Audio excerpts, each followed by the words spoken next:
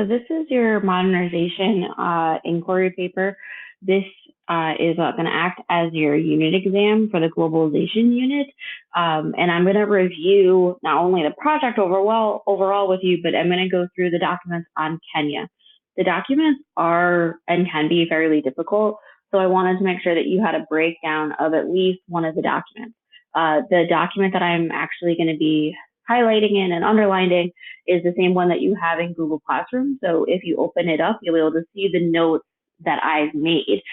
If you want to make your own notes to this, you will need to make a copy of it and place it in your drive so that you can then edit it and see it.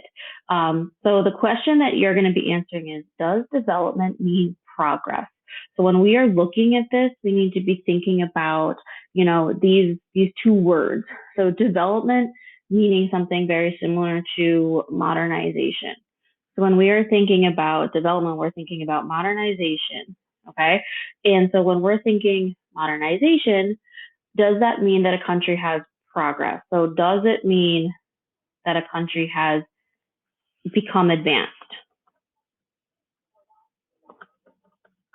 And that's really going to be the question that we're going to say. So does modernization mean that a country has become more advanced, that it has gotten better? Okay. So now we're going to take a look at what the actual thing is. So you're going to respond to the question in 2 to 3 pages, all right, using the 3 countries provided. You do not need to include any additional sourcing. You can just include the sources that are in this document. You don't need to add any other additional sources. But if you do add additional sources, all those sources, including these ones, must be cited using proper APA format. This paper is due Sunday, May 3rd, 2020 at 11:59 p.m. So here is your rubric. All right, it's very similar to the one you have been using for a little while. So you're going to get graded based on your thesis/claim, your contextualization, your evidence, your analysis, and reasoning. And remember, your evidence and your analysis reading, you can either get 1 point or 2 points based on what you're doing. So I suggest going through that. And then depending on how many points you end up getting, that will result in your appropriate percentage grade. So let's take a look at the very first source, which is about Kenya. And like I said, we're going to break down the documents on Kenya so that you can do the other 2 countries on your own. But if you are doing the other countries and you're struggling, you need more assistance, more help, all you have to do is reach out to me. All right. Now up in here, remember the sources is already cited. So like if you decide to use source A, you're literally just going to copy and paste this and put this entire thing as is into your works cited page. You don't need to do anything else for it. So a couple of things we're going to be looking at is the Human Development Index, or HDI. So when we look at it, it says the HDI is a summary measure for assessing long-term progress in 3 basic dimensions of human development: a long and healthy life, all right, access to knowledge, and a decent standard of living. So those are the 3 things that we're going to be constantly looking for to try to measure how well a country has made progress, okay? So a long and healthy life is measured by life expectancy. So because we're now getting into like looking for basically these 3 things at all times, I'm going to switch to coloring. I'm not going to pick that color. I'm actually going to, I'll highlight it. And I'm going to highlight this in blue. And I'm going to change my long and healthy life to blue so that I can start to see it. So it is measured by life expectancy. Access to knowledge is measured by years of education among the adult population and the expected age of schooling. So again, just to make us a little easier, I'm going to just start using a couple different colors of highlighter. I'm actually going to change this blue to one that's a little lighter, just to make it so we can see it easier, so that we can see that. So I know every time that I highlight something in green, I'm referring to the access to knowledge. Okay, and which is the total number of schooling, yep, is prevailing patterns to age-specific enrollment. So standard of living is measured by the gross national income, or GNI.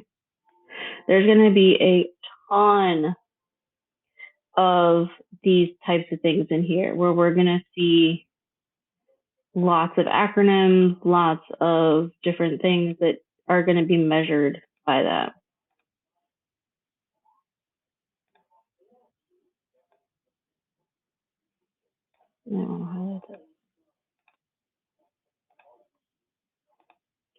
Now, I'm obviously being picky. You don't have to do it this way. I'm just trying to make sure that if you see things, you can start to kind of break them down. So to ensure as much cross-country comparability as possible, the HGS is based primarily on international document nations population division.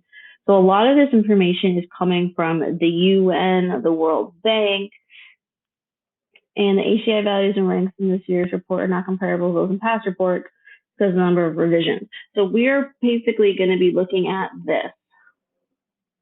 So we're going to be using the HDI, all right? So we're going to use to determine the answer to our question. So we are going to be looking at 3 things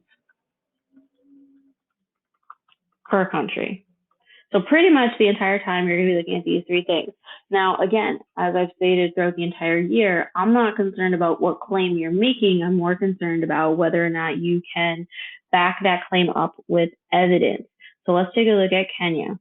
So Kenya's HDI value for 2013 was 0.535. So I'm just going to highlight that so that I can go back to it, which is in the low human development category. So this particular thing was considered,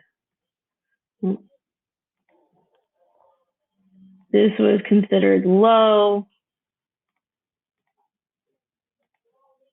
and they were only 147 out of 187. And then you can start to see that between 1980 to 2013, Kenya's value increased. So there was an increase in this time. So we have to now look and decide, is that increase enough? So we can see an increase, and then the question is this enough to say that Kenya has made progress? So we're not arguing about whether or not these countries have become more developed. We know that these countries have become more developed. We're arguing about whether or not this means that they're actually making progress in moving forward. So Table A reviews Kenya's progress in each of the HDI indicators. Between 1980 and 2013, Kenya's life expectancy at birth increased by 3.9 years, means of schooling increased, expected years of schooling increased, and Kenya's GNI per capita increased. So we can see that all of these things are increasing over time. And this is good. So now we can take a look at Table A. So we can see that their life expectancy has, now we did see a drop from 1990 to, 99, but then we've seen a steady increase. Their education has steadily increased over time.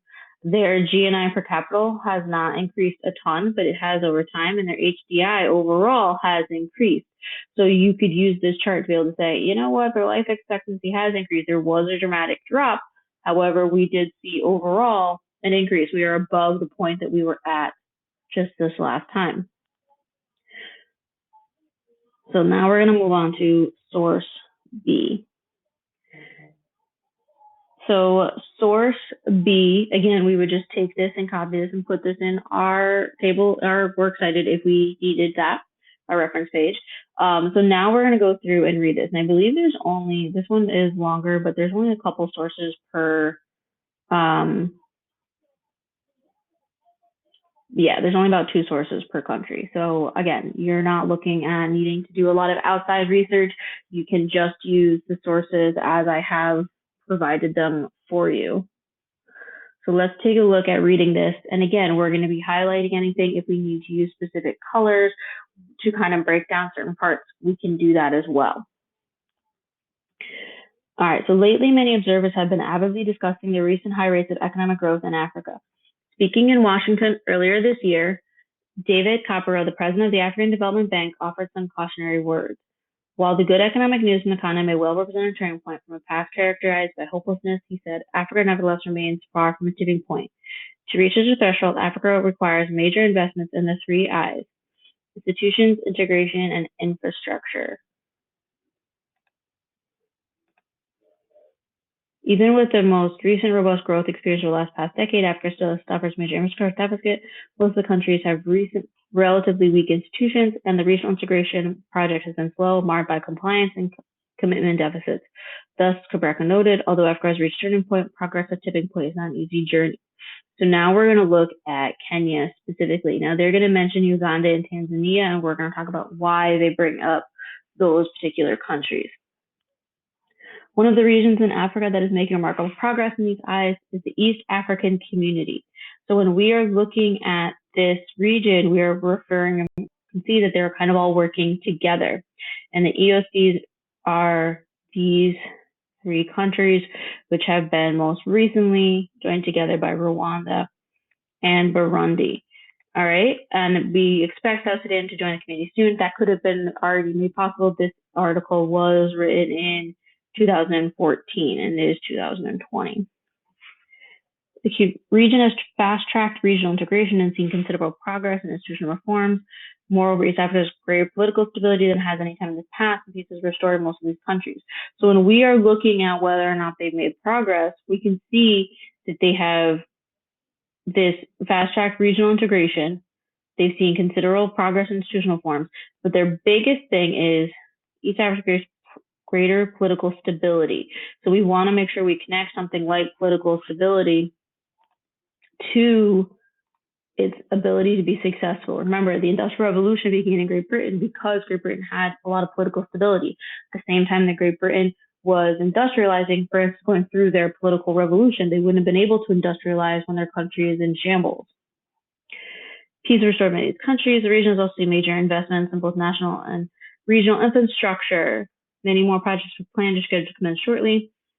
And we can see that they're doing rail projects, positive growth trajectory predicted over medium term.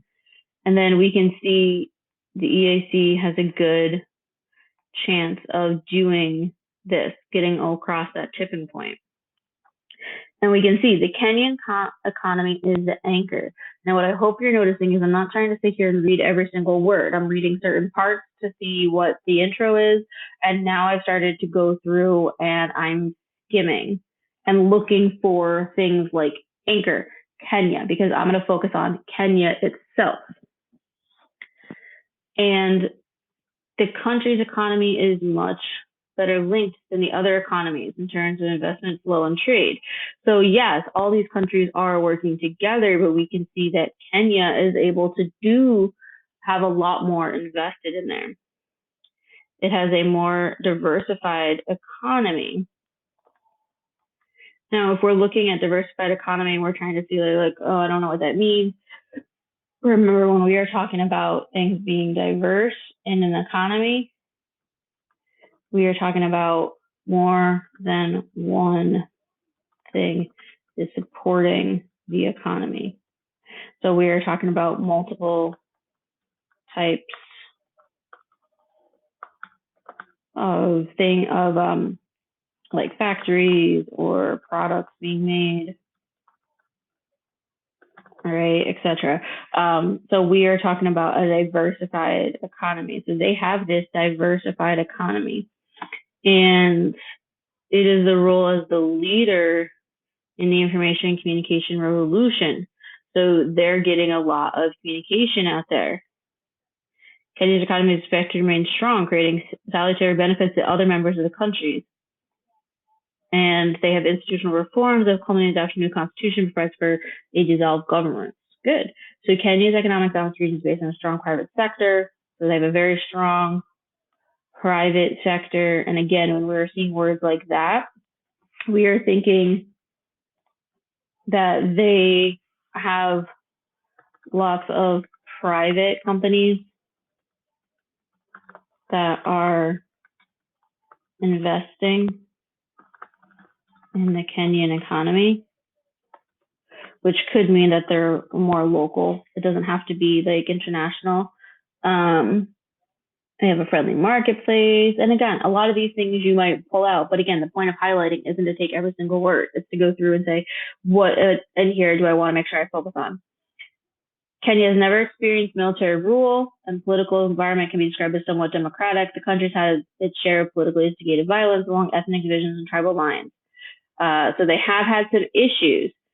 But right here, the country is considered to have wider democratic space compared to its neighbors. So again, we're seeing a good political system equals good economic system.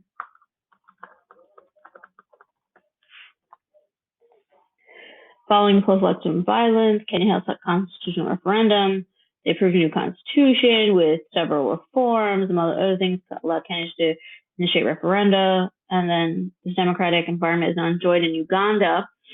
And who held power for 25 years, and he'll run again. As previously observed, Kenya's largest economy among the member of these groups, Kenya's GDP. Okay, so when we're talking about GDP, we can always go back up to the top where they've broken down a lot of this, but GDP is the amount of money that a country has made. So their GDP accounts for 40%.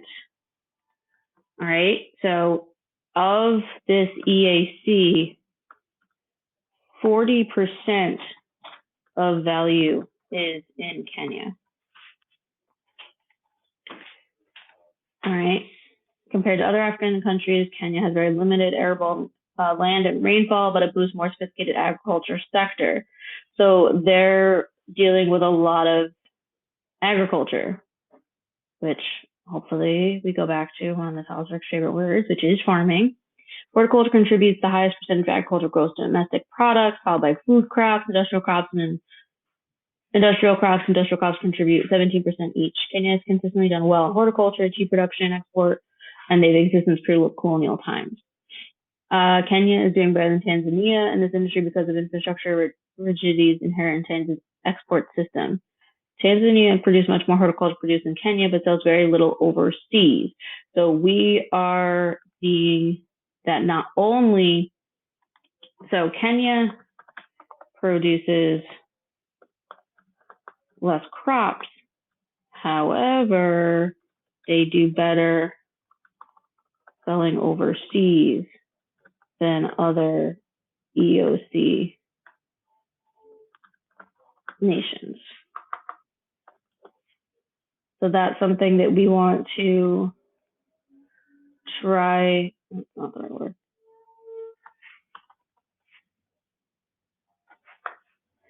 All right, so that's something that we want to make note of. Additionally, higher freight charge at Kilimanjaro International Airport make it hard for Tanzania to export. By contrast, Kenya's Nairobi Jomo Kenyatta Airport is well served by major airlines and charter operators. So we see a issue here. So they have an easier time moving goods out of Kenya than Tanzania does.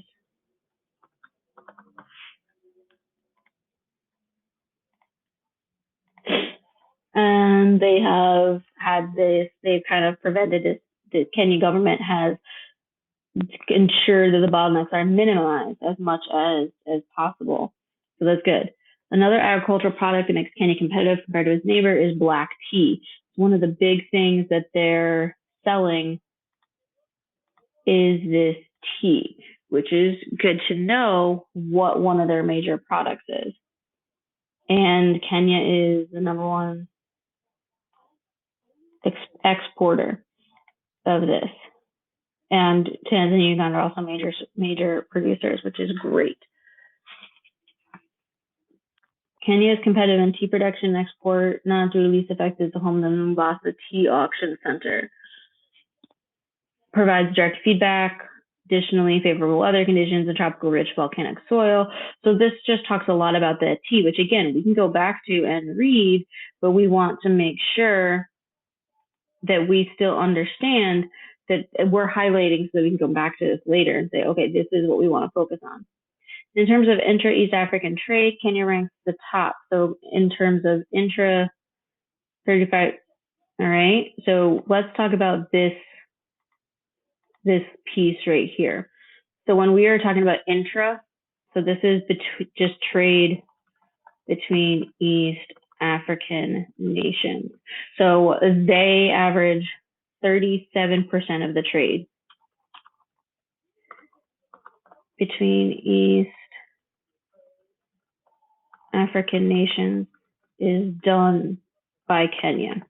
So they're not only cornering this market in terms of international trade, but they're doing a large percentage of the trade in East Africa as well. And if we started to kind of skim through this again, Kenya's competitive edge from the diversification of its export baskets. Okay. Additionally, compared to the region, the country's transport system is more advanced than those other countries in the region. So they have a more advanced transport system, which means that they must have developed fairly well. They've recently started to build a superhighway, and Kenya is one of the only two East African countries that is not landlocked. So that's going to be key. So they're also being able to very easily get things out. All right, it ranks top in adult literacy rates, and that's going to be key because, yeah, we tend to think of, this all being done when the people are children, but that's not always the case. We see with our adults, if children have to get pulled to work at a later time or anything could happen, then those children don't grow up to be adults who can read and write. And if those adults can't read and write, then they're not able to be more educated, make better choices, make better decisions. Kenya has the highest public expenditure in education. So they're spending more than any other country. All right.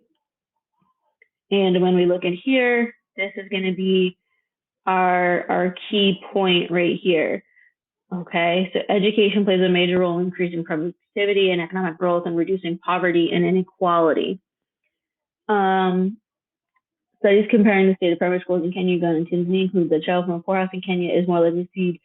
All right, so right here, a poor child is more likely to succeed than even like a wealthy child in Tanzania or Uganda. You can see I'm bolding them because I'm like, okay, I want to really make sure that I harp on this, because if I were to go back and use this as part of my, HDI to prove they're advanced, I'm going to want to talk about this. And I know we've been reading a lot, but we don't have too much left. All right, so this just talks more about their education. So when I'm coming back to write about this, I can go back in here to get some of those facts and dates.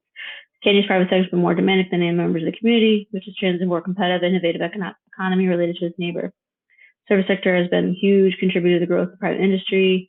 Sector is large contributor to the GDP, and so we're seeing that Kenya has a private sector, which is going to make it a lot more money.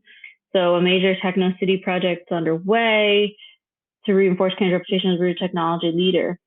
So we see Silicon Savannah. IBM also set up first research lab. So we can see that they're starting to have a lot of these things. So I'm going to highlight this part because this is telling me that they're actually getting some international following as well.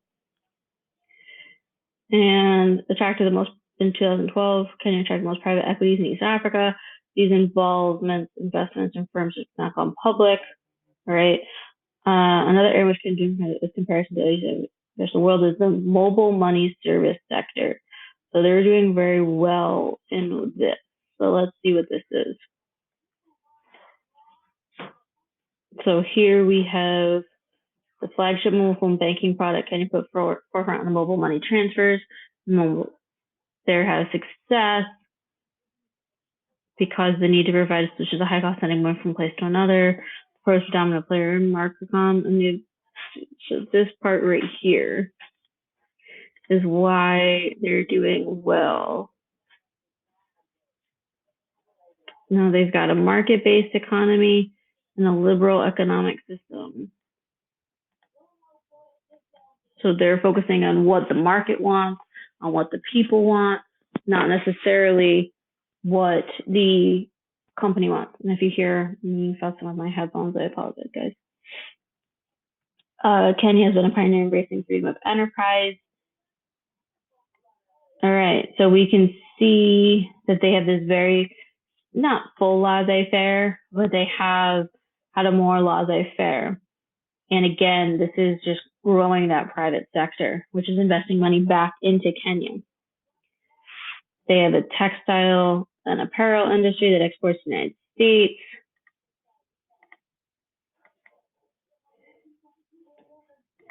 And the U.S. offers incentives from country exporting to the United States to build up free markets. So it looks like they are continuing to do this.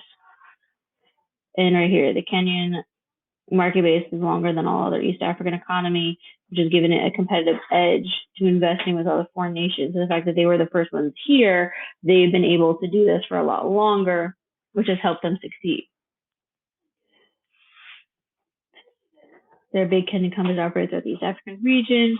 So they're using a lot of these Kenyan companies and throughout all of Africa. Things like their banks and things like that are mostly based in Kenya, which means that money is getting funneled eventually back into Kenya. With the recent planning documents issued by the Kenyan government, Kenya Vision details strategies to focus on growing and developing the country. Vision 2030, in particular, aims to transform Kenya to a new industrialized middle-income country. So they're being projected as becoming leaving a developing status and moving into a little bit higher of a status. In conclusion, Kenya remains a vibrant, promising economy in East Africa, and it looks like for the most part they're going to be doing pretty well. So again, we are looking at that question at the very top. And now we're going to use the information that I've kind of gathered in here to be supplemental. And you're going to use a lot of the data in here to kind of prove whether or not the idea that they have developed enough to be considered that they're progressing. And the idea is that they're progressing out of a status that would consider them to be just developing, that they're moving closer and closer to being considered a developed nation. Here you can see table A as well. So when we go back and we're looking at our question, does development mean progress? We're answering that per each country. So what I would suggest you do is the 2 to 3 page paper is not super long. I would do an intro paragraph where I go over kind of a little bit of what they did in here. What's the HDI? What does that mean? Why is that important? What's the question asking us? State your claim overall. I do a body paragraph for each country and say, you know, Kenya does development progress for Kenya, and then here's my evidence. For Algeria, here's my evidence, and for, I believe it's Botswana, yes, Botswana, and here's my evidence. And then do a conclusion where you wrap it up, respond to the question as a whole, reinforce your thesis, and sum it up. Short paper, not super long. Like I said, this is replacing your unit test, so you will not have to worry about that. If you have any questions, come to the Google Meet, shoot me a text, shoot me an email, let me know.